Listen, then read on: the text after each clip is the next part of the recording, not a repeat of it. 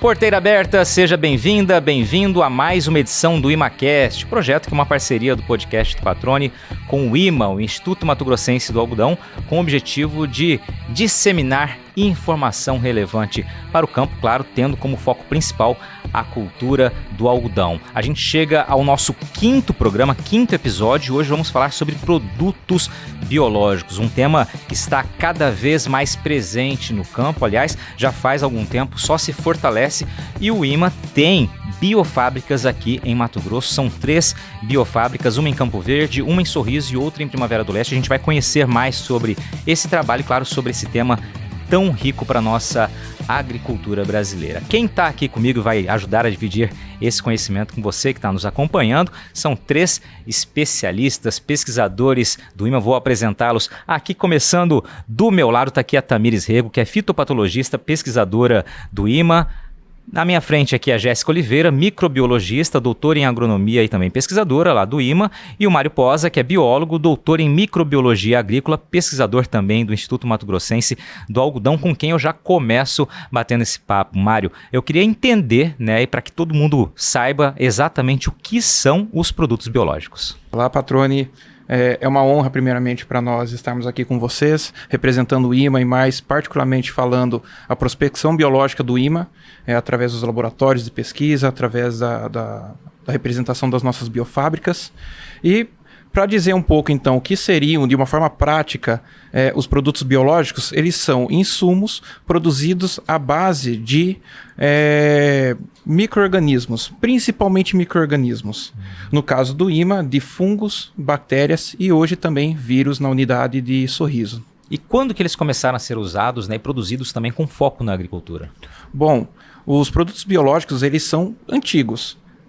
Conceitualmente, se nós pararmos para pensar, eles existem desde a década de 50, 70, e se pegarmos uma questão mais abrangente de produtos biológicos, são utilizados muito antes ainda. Só que o produtor rural, ele não sabia que aquilo que ele estava fazendo era um controle biológico, era um produto biológico que ele estava trabalhando. Então, por exemplo, uma aplicação de fumo mesmo. Antigamente se fazia de coletar insetos na lavoura doentes, esmacera tudo aquilo, junta com água, aplica para tentar repelir outros insetos, para fazer um controle. Tudo isso é uma forma de um produto biológico, só que ele não é um produto biológico comercializado, estudado do ponto de vista acadêmico, científico, não existe uma produção industrial, né? Então ele acaba sendo de uma forma prática que o produtor encontrou através da experiência de fazer um controle natural, mais próximo possível do natural, de pragas, de doenças da sua lavoura, da sua horta, né? Nas hortas acontecia muito isso. E a partir da década de 70, 60, 70, começou a ser utilizado particularmente fungos, principalmente a espécie Trichoderma e a bactéria Bacillus thuringiensis, né, o famoso BT, para se fazer o controle biológico numa escala comercial. Então, primeiro, observou-se que esse fungo ele tinha essa capacidade de controlar doenças em campo, que ele tinha uma capacidade de promover um crescimento vegetal, que ele tinha capacidade de, por vezes, controlar alguns sintomas que eram associados a nematóides. E então, por que não utilizar esse fungo numa cadeia produtiva agroindustrial, né? E a mesma coisa com o BT. Uma pesquisa muito bem estruturada, muito antiga, né, para se isolar a proteína alvo ali que existe nessa bactéria e posteriormente transferir o gene responsável pela produção dessa proteína para plantas. Então tudo isso faz parte da história do controle biológico, da história de como foi escalonando a produção desses insumos que hoje a gente conhece como produto biológico. Agora você fala em escalonar a produção e ela vai escalonando justamente porque a demanda também cresceu e cresceu substancialmente. Se a gente pegar aí os dados próprios da CropLife mesmo, né, que a demanda nos últimos 3 anos aumentou cerca de 21% aqui no Brasil. Por que cresceu tanto? A demanda de biológicos ela foi aumentando nos últimos anos, principalmente devido a questões legislativas na Europa e uma demanda de uma produção mais limpa, digamos assim. né? Não vamos colocar uma produção verde, totalmente verde, né? Totalmente clean, que nem muitos falam. Mas uma produção que reduzisse um pouco a parte química, né? Aquele químico sintético que é muito útil, continuará sendo muito útil por muito tempo, né? Mas que existe uma tendência mundial de redução. Então, hoje em dia você tem uma população, principalmente em alguns países da Europa, que buscam essa alternativa. Eu quero consumir um produto que ele apresente menos químicos sintéticos, que seja um produto um pouco mais limpo, né? E a vinda do produto biológico para o mercado internacional, ela atende essa demanda. E, né, no caso da legislação europeia, né, então, muitas empresas que antes trabalhavam só com químicos sintéticos, né, com essa classe de produtos que muitas vezes acaba trazendo alguma consequência, um efeito colateral, ao mesmo tempo que ajudam, né? Foi necessário estabelecer um limite de uso. Primeiro, a quantificação em, por exemplo, alimentos. Então, as agências regulatórias faziam uma quantificação de agroquímicos em alimentos, ultrapassou um limite, não entra mais no país. Depois, começou a se buscar o quê? Uma forma de reduzir esse uso de químicos para reduzir e você conseguir fazer o produto entrar no país. Uhum. E com isso vem a demanda de biológicos. Você vai inserindo aos poucos, reduzindo um pouquinho a carga de químicos sintéticos e conseguindo uma liberação para você vender o seu produto lá fora. Consequentemente, né, você torna mais conhecida a utilização, conhecidos os efeitos, né, e aí gradativamente a gente começa a adotar com maior presença isso no campo, né? Consequentemente a indústria respondendo, né? E claro, dando vazão a essa demanda, né? Conseguindo atender essa demanda. Exatamente. Passar o papo aqui para a Tamires, queria entender como que é feito o desenvolvimento, né, do bioinsumo e que você já falasse desse programa de bioprospecção do IMA, que ele já está instalado, né? Eu queria entender como ele funciona, Tamires. O IMA possui um programa de bioprospecção, no qual a gente realiza coletas em diferentes biomas. Atualmente, o banco oficial do IMA ele possui mais de 15 mil acessos, e esses isolados eles ficam disponíveis para os pesquisadores realizarem trabalhos na área de ou desenvolvimento de bioinsumos ou na transformação de plantas. Nós trabalhamos de duas formas no desenvolvimento dos bioinsumos.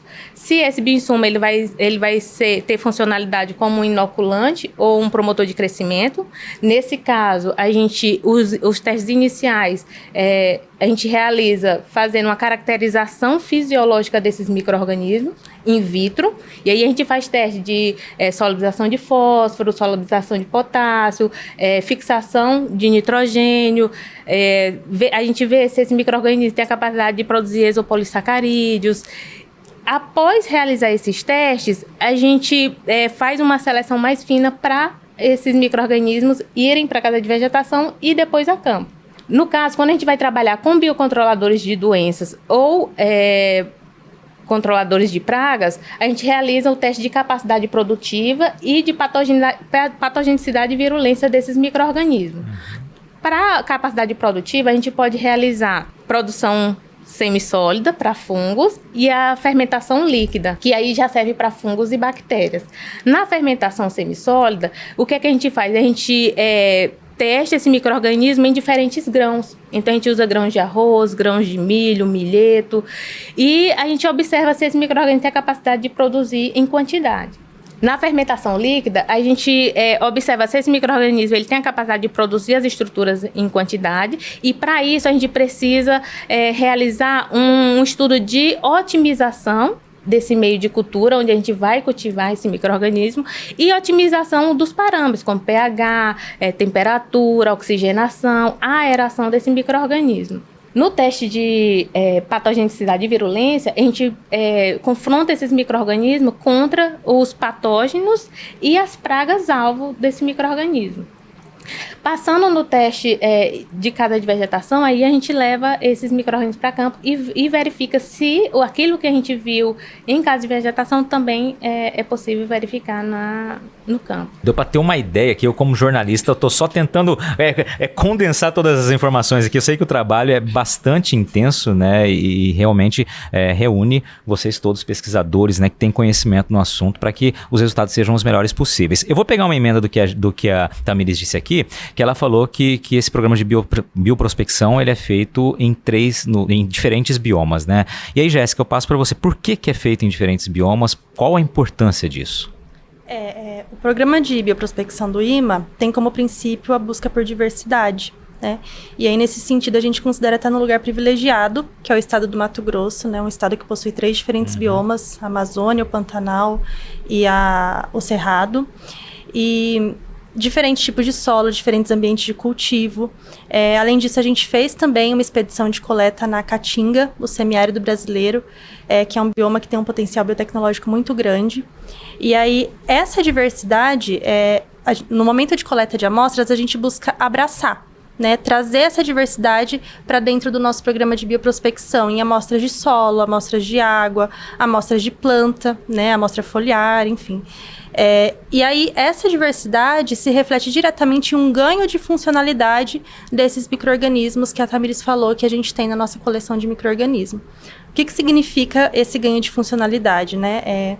A gente aumenta as chances, né, de obter micro-organismos altamente eficientes. Micro-organismos que sejam multifuncionais, quer dizer que eles tenham a capacidade de produzir mais de um modo de ação, um único micro-organismo, né, atuar em diferentes rotas bioquímicas. A gente aumenta a chance de conseguir obter um micro-organismo que se adapte mais facilmente aos diferentes ambientes de produção que existem. Então, se o produtor tem um tipo de manejo ou uma cultura, a soja, o milho. Então, a gente consegue obter micro-organismos que se adaptem a essas diferentes condições e continuem sendo eficientes, né? E a questão da resiliência, né? Principalmente essa questão do nosso processo de coleta lá na Caatinga. Essa busca por micro-organismos resilientes, o que quer dizer? Micro-organismos que resistam melhor às condições, às alterações climáticas, aos impactos, né, que eles possam sofrer. A gente tem visto aí nesse ano várias ondas de calor, né? Eu vi a notícia essa semana, acho que foram 9 ondas de calor só nesse ano, e aqui no Mato Grosso a gente sente isso de uma forma ainda mais acentuada, né?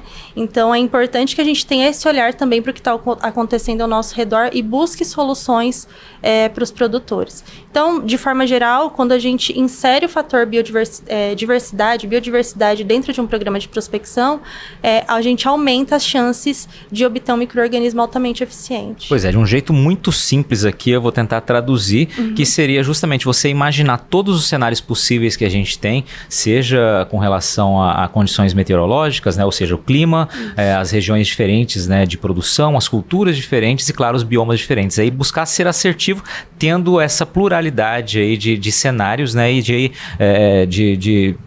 utilizando, de fato, a bioprospecção com esses diferentes biomas, para você encontrar respostas para cada uma dessas situações. Aí seria mais ou menos isso. Isso, exatamente. A gente busca sempre atender a demanda dos produtores, né? Como Instituto Mato Grossense do Algodão, a nossa prioridade é atender a demanda dos produtores, e como os biológicos vêm crescendo tanto, a gente busca conciliar, né, essas duas coisas, a demanda dos produtores, as questões climáticas, que têm se acentuado aí nos últimos anos, e aquilo que está sendo preciso lá no campo. Maravilha. Ô Maria, esses micro-organismos utilizados, de onde que eles vêm? Bem, os micro-organismos, eles estão propriamente dito no meio ambiente, né? Então, essas coletas que foram realizadas, que eventualmente nós fazemos, cada um com a sua equipe, são coletas estratégicas para tentar obter micro-organismos com um foco. Como bem a Jéssica pontuou, hoje nós temos condições em alguns lugares com aridez, por exemplo.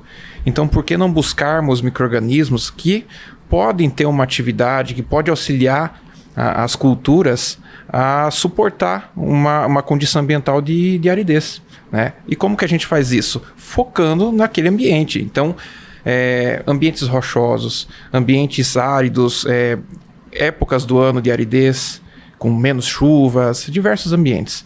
A gente foca nesses lugares e quando a gente quer uma atividade próxima, por exemplo, de uma produção de fito-hormônios, algo do tipo, nós vamos para a rizosfera das grandes culturas ou de plantas nativas da região. como nós temos essa vantagem, digamos assim, de sermos um estado com ao menos 3 biomas, bem como as suas áreas de transição, que acabam muitas vezes apresentando uma característica própria, nós temos a vantagem de ter uma biodiversidade gigantesca. O Brasil, por si só, já tem uma biodiversidade gigantesca. E explorarmos isso estrategicamente para obter micro-organismos eficientes, ao mesmo tempo que é vantajoso pela diversidade, também é um desafio. É como buscar, às vezes, uma agulha no palheiro. Então, um micro-organismo que tem a atividade que a gente quer, que é passível de uma fermentação semissólida ou submersa e que vai ter um resultado lá no campo, não é fácil de encontrar. Como bem foi dito, hoje nós temos o banco com mais de 15 mil linhagens depositadas. Muitas vezes a gente faz ensaios gigantescos com centenas de micro-organismos e eu gosto de usar esse termo, nós vamos peneirando. Então, primeira peneira, um teste de controle biológico, in vitro. Vamos lá, selecionamos de 550. Agora vamos para um próximo teste, vamos fazer uma análise de produção de fitohormônios. Só 3 que deu. Então, esses 3 nós selecionamos. E assim nós vamos indo, avançando passo a passo com esses micro-organismos que vêm de plantas, rochas, insetos, água, o que nós conseguimos encontrar no ambiente natural, até a gente conseguir chegar nos principais candidatos à formulação. Ô Tamires, falando em micro-organismos biocontroladores de doenças e de fungos entomopatogênicos, qual que é a diferença entre esses micro-organismos? Os biocontroladores de doenças são aqueles micro-organismos que vão controlar fungos, bactérias e nematóides fitopatogênicos. Já os fungos entomopatogênicos vão controlar os insetos praga. Quando você finaliza os estudos, já tem um micro-organismo pronto para o registro ou não? Não temos não. Após realizar os estudos in vitro, casa de vegetação e a campo, a gente passa então para os testes de formulação. A gente precisa verificar, porque assim, por exemplo, na produção semissólida dos fungos, a estrutura produzida nesse processo se chama conídeos. Essa é uma estrutura altamente hidrofóbica.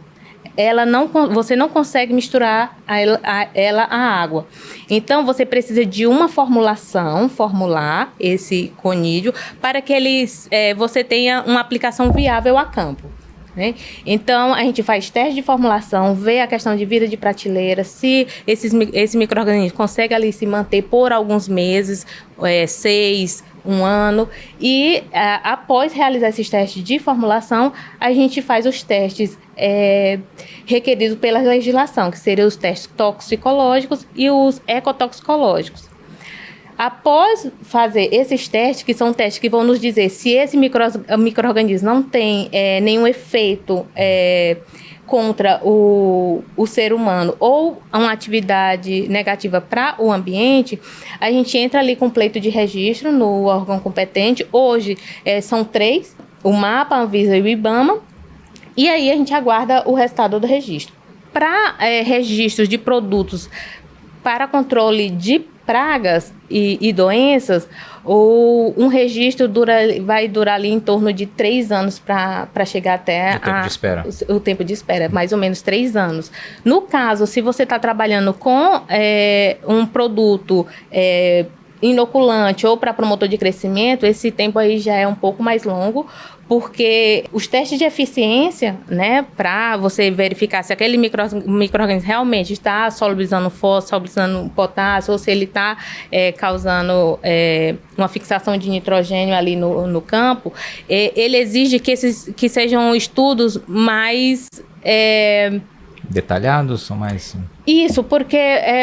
O que acontece? Muitas vezes, nos primeiros testes, você não vê um resultado tão significativo, porque não é tão simples. No caso, quando você está fazendo um produto para controle biológico de pragas e doenças, você vai lá, aplica na praga, você vê ali a eficiência, se está funcionando ou não. No caso da doença, você também vai, aplica e você vê o resultado. No caso, para promotores de crescimento inoculantes, são testes mais finos, que aí você vai ter que trabalhar com produtividade, ver se realmente está fixando ou não, se está causando um benefício ou não para a planta, porque vai ser a resposta da planta. E essa resposta da planta, ela não está relacionada apenas ao micro-organismo em si. Por quê? Porque esse micro-organismo, ele depende também da as condições ambientais que estão ali expostas naquele ambiente. Então, muitas vezes você faz um experimento e você precisa repetir esse experimento ao longo dos anos para que você tenha uma seleção assertiva desse micro-organismo. E aí você pode levar 3, 5, 10, 15 anos de estudo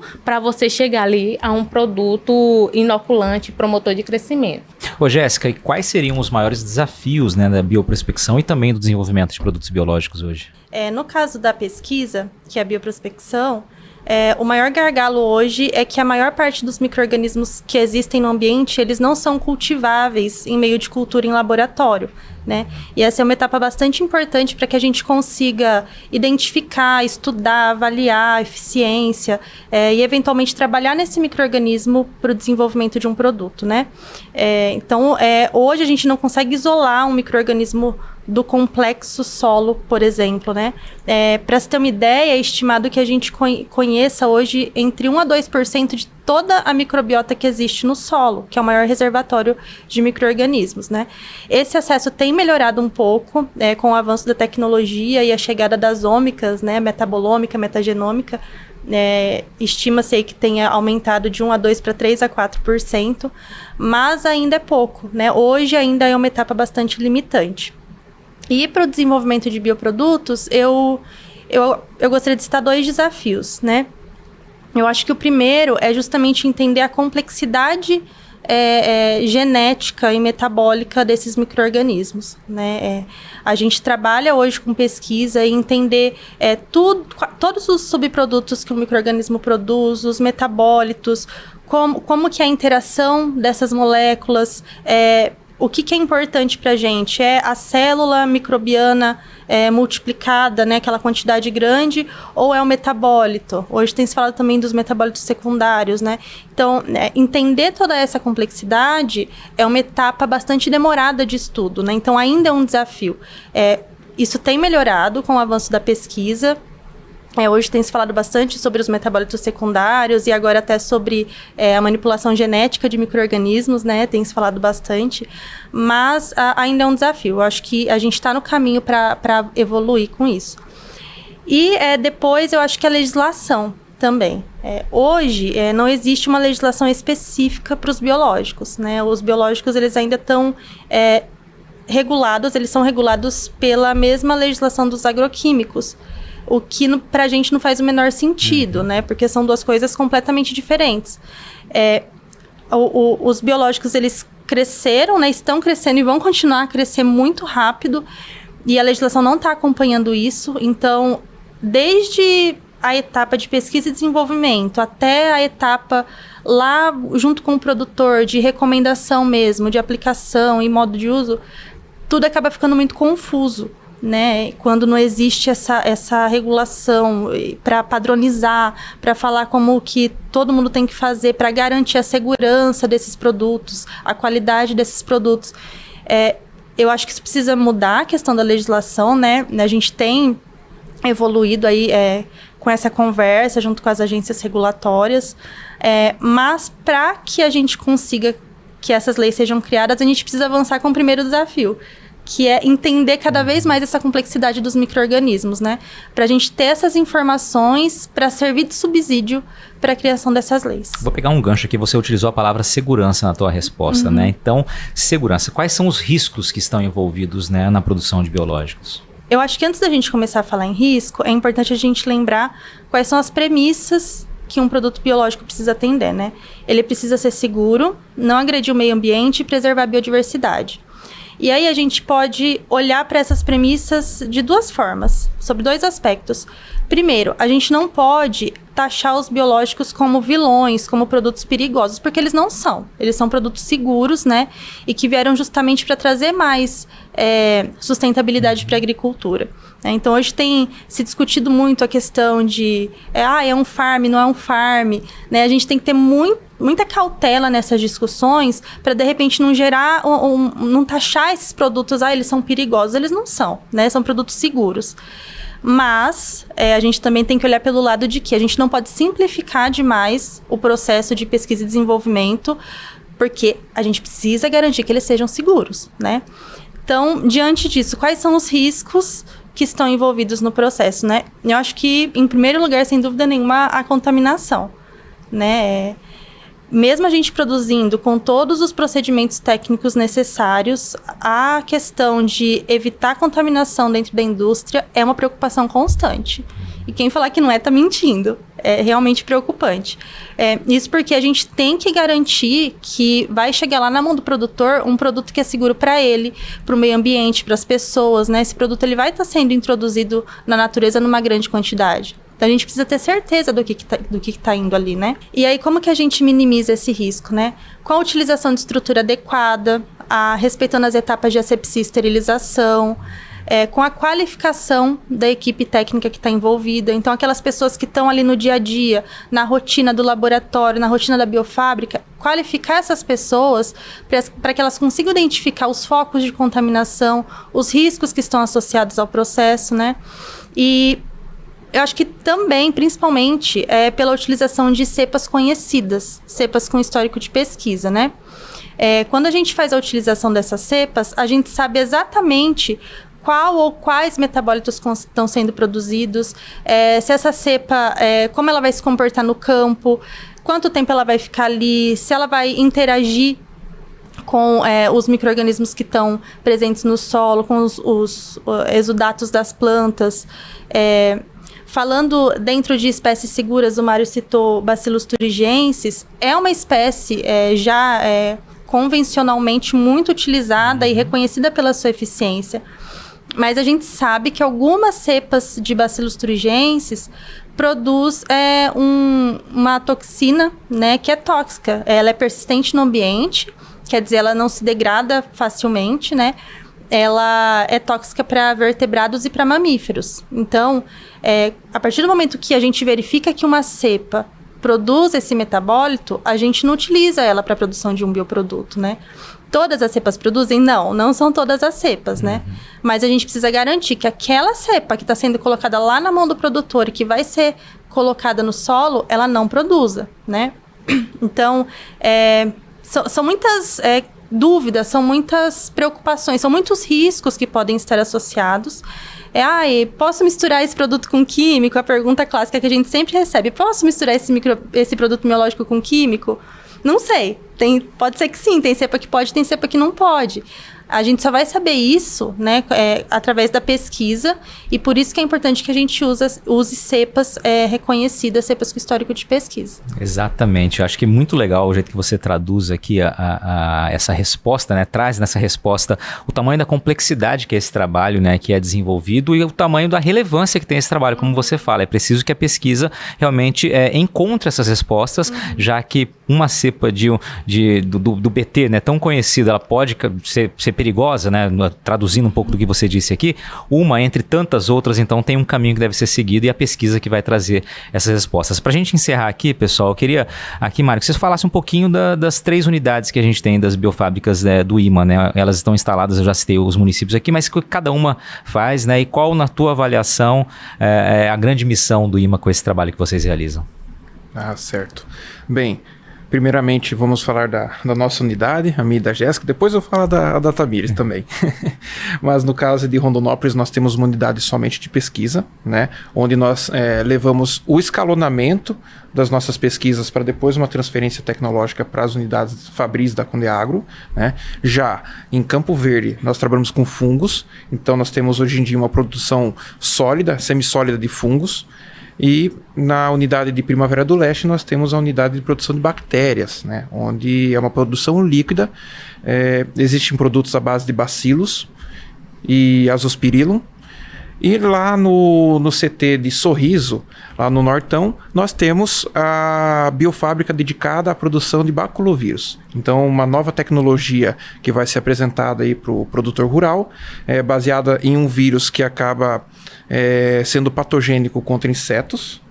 E a produção vai ser em larga escala, uma fábrica muito grande e dedicada a ser um sucesso aí de vendas, um sucesso tecnológico dentro do IMA e da Condeagro. A missão acho que ficou meio clara aqui, né? A missão é realmente proporcionar uma agricultura cada vez mais assertiva com meio das tecnologias que estão disponíveis e com o resultado da pesquisa que vocês realmente realizam, né? É isso. Exatamente isso. Hoje em dia, a nossa prospecção biológica no IMA, ela foca nesses ambientes. Então, falamos muito de ambientes, das atividades que esses micro-organismos podem oferecer. A Jéssica citou também os metabólitos secundários, que é uma linha de pesquisa nova no IMA também. Então, estamos buscando o que eles produzem, né? Quais são os metabólitos que futuramente podem vir a se tornar um produto que você tira a célula. Ele serviu para produzir aquele metabólito, né, que é um composto químico de origem biológica, fruto do metabolismo desse micro-organismo, né, e que pode ser aplicado como um produto mais seguro também. Então, a gente olha para todos esses fatores e a gente vê o tesouro que nós temos na nossa mão. Né? Sempre prospectando, estudando, comparando com literatura, o que é muito importante para nós, né? Sempre estudar. Quando encontramos uma espécie, identificamos ela, o que ela pode produzir, o que ela... às vezes, uma questão de segurança também. Não é tão seguro trabalhar com essa daqui, então vamos não utilizá-la, né? Então, buscar segurança, buscar informação, buscar tecnologia. Essa que é a nossa missão hoje em dia, levar para o produtor rural o máximo de eficiência no campo com o produto mais seguro possível e ambientalmente sustentável. Maravilha. Dentro do que hoje é a agricultura regenerativa. Perfeito, Mário. Obrigado pela sua participação. Tamires, muitíssimo obrigado também. Se quiser deixar aqui um recado para quem está nos ouvindo. Agradeço a oportunidade de estar aqui falando um pouco do nosso trabalho. E é isso, a nossa missão realmente é entregar um produto de alta qualidade para o produtor, que seja eficiente e seguro. Maravilha. Jéssica, igualmente, muitíssimo obrigado. Seu recado aqui para quem está acompanhando essa edição do ImaCast. Patrone, pela oportunidade de a gente estar aqui e falar um pouco sobre o nosso trabalho. Eu acho que eu me despeço deixando como recado para que as pessoas, né, as pessoas que trabalham, as pessoas que utilizam os produtos biológicos, para que olhe para esses produtos como uma ferramenta dentro do manejo integrado, né? Não são produtos que vieram para substituir 100% dos químicos ou para resolver todos os problemas. Não, é para a gente trabalhar em prol do equilíbrio da agricultura e fazer uma agricultura mais sustentável. Maravilha, Jéssica, muitíssimo obrigado. Mário, obrigado. Tamires, mais uma vez também obrigado pela participação. Obrigado a você que nos acompanhou em mais essa edição do ImaCast, parceria do podcast do Patrone com o Instituto Mato Grossense do Algodão. Espero que você tenha aprendido, né, conhecendo um pouco mais sobre os produtos biológicos, sobre esse trabalho desenvolvido pelo Instituto Mato Grossense do Algodão, buscando o desenvolvimento, né, de novas ferramentas eficientes para que a nossa agricultura seja cada vez mais pujante, uma agricultura cada vez mais de sucesso. Falando em sucesso, sucesso da porteira para dentro, força e fé da porteira para fora e vamos que vamos.